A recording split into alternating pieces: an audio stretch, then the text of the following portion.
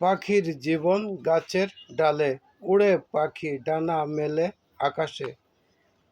বৃষ্টি হলে নিড়ে আসে ফিরে, রাত্রি হলে ঘুমায় পাখি দুই পায়ে ভর করে গাছের ডালে।